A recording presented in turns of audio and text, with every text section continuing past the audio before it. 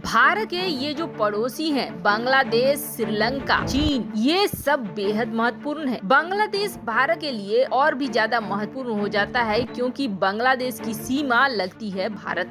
अगर पाकिस्तान और बांग्लादेश में कोई बदलाव आता है तो उस बदलाव का सीधा असर भारत पर भी पड़ता है। लेकिन अब जापान यहाँ से निकलकर बांग्लादेश में कुछ ऐसा कर रहा है जो भारत के लिए भी खतरा बन रहा है और अमेरिका इसके विरोध में अभी से उतर आया है। आखिर जापान ऐसा क्यों कर रहा है जो भारत के सबसे बड़ी परियोजना पर समस्या खड़ी कर सकती है? तो वहीं दूसरी तरफ आखिरकार भारत के एयर चीफ इजिप्ट अचानक से क्यों रवाना हो गए और तेजस ने ऐसा क्या खेल कर दिया है जिसकी वजह से पूरे माहौल को बदल दिया है? जानेंगे इन खबरों को विस्तार से। जापान एक विकसित देश है और वैसे भी कई तरह की परियोजनाओं में काम कर रहा है और ऐसी परियोजनाओं में काम कर रहा है जो पर्यावरण के लिए नुकसानदायक है। वैसे जापान इन दिनों खबरों में आया था जब ये खबर आई थी कि न्यूक्लियर प्लांट से जो वेस्ट मटेरियल है, जो गंदगी है, उसे वो समंदर में डालने वाला है। इस समंदर में डालने से ये होता कि रेडियो एक्टिव चीजें समंदर में चली जाती और समंदर से फैलते फैलते ये आसपास के इलाकों को प्रभावित कर सकती थी। इसको लेकर जापान के मामले में अंतर्राष्ट्रीय स्तर पर बहस होने लगी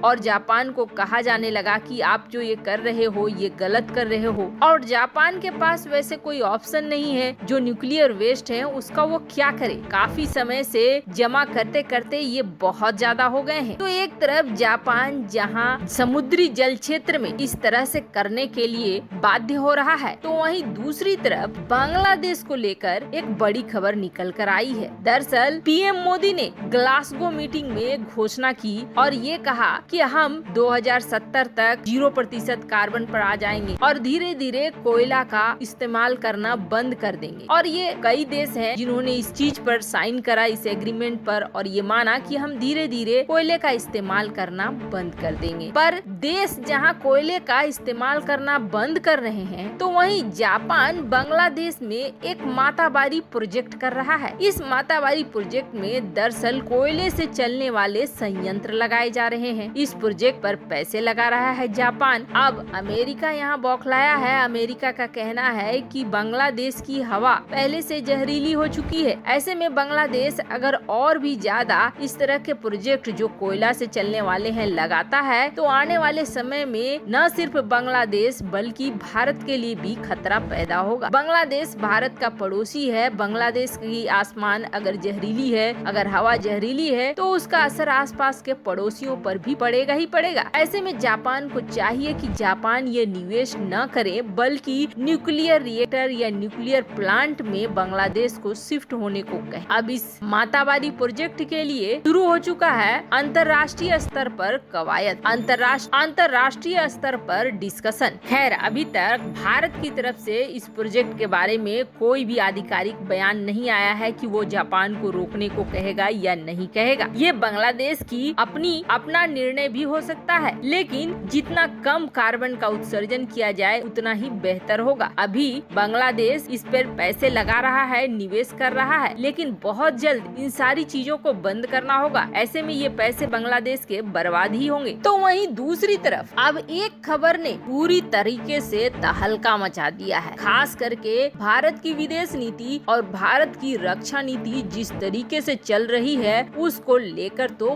बहुत ही अच्छी खबर है। आपको याद होगा भारत ने सारे पुराने इमेज को तोड़ते हुए अब विदेशों में जो एयर शो हो रहे थे उसमें तेजस को भेजना शुरू किया। यहाँ तक कि सऊदी अरब जैसे देशों में भी जो हो रहे थे एयर शो उसमें भी भारत ने अपने तेजस को भेजा। अब ये जो देख रहे हैं देश इजिप्ट के कई दुश्मन देश हैं और इस दुश्मन देशों में जहाँ अरब देश भी शामिल है तो वहीं तुर्की भी शामिल है। और इस दुश्मनी का कारण क्या है तो आपको बता दें, इस दुश्मनी का सबसे बड़ा कारण है इजराइल। एक समय था जब इजराइल ने इजिप्ट की काफी बड़ी जमीन पर कब्जा जमा लिया था, लेकिन बाद में इजिप्ट और इजराइल के बीच रिश्ते ठीक होने लगे और उस कब्जे को हटा लिया गया। पर इजिप्ट अभी भी तुर्की पर न तो भरोसा करता है और न ही अरब देशों पर भरोसा करता है। हालांकि हाल के दिनों में तुर्की के साथ भी उसके रिश्ते सही हो रहे हैं और सऊदी अरब के साथ भी उसके रिश्ते सही हो रहे हैं, जो खाड़ी के देश हैं उनके साथ भी रिश्ते सही हो रहे हैं। लेकिन इन सब के बीच नहीं चाहता है इजिप्ट कि किसी तरीके से वो कमजोर रहे और हर हाल में वो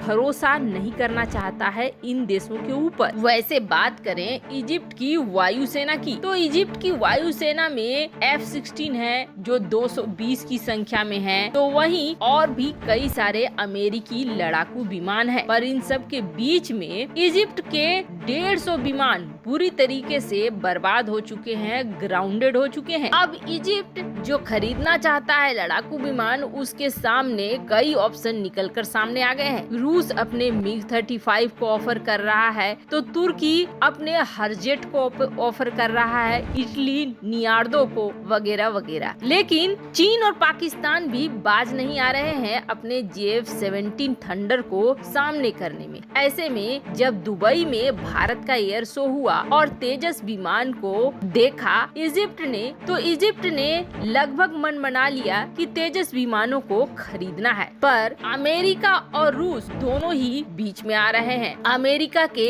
लड़ाकू विमानों का बड़ा खरीदार रहा है इजिप्ट, पर हाल ही में वो राफेल के साथ डील कर रहा है और अब भारत के तेजस के साथ डील करने में है। ऐसे में अमेरिका हर हाल में नहीं चाहता है कि उसका ये बायर टूटे, तो वहीं रूस ये चाहता है कि धीरे धीरे अमेरिका के जो भी खरीदार हैं वो रूस से लड़ाकू विमानों को खरीदे, न कि अमेरिका से। अब इन दोनों के बीच में इजिप्ट पिसना नहीं चाहता है। ऐसे में इजिप्ट ने भारत के तेजस पे रुचि दिखाई है और इसे देखते हुए ही भारत के वायुसेना प्रमुख 5 दिनों की यात्रा पर इजिप्ट पहुंचे हैं। अब कहा जा रहा है कि जल्द ही इजिप्ट और भारत के बीच तेजस को लेकर कोई बात हो सकती है, फैसला हो सकता है। वैसे ये भी कहा जाता है कि लंबे समय से इजिप्ट और भारत के बीच तेजस को लेकर बातचीत चल रही है। भारत तेजस को पिच करना चाहता है, देना चाहता है इजिप्ट को, और भारत ने एक बड़ा ऑफर दे दिया है इजिप्ट को, जिसके बाद इजिप्ट मना करने की स्थिति में नहीं दिख रहा है। दरअसल भारत ने अब जो नीति अपने देश में अपनाई है वही ऑफर कर दिया है इजिप्ट को। भारत ने इजिप्ट को ऑफर किया है कि हम तेजस आपके ही घर में बनाएंगे, यानी कुछ तेजस हम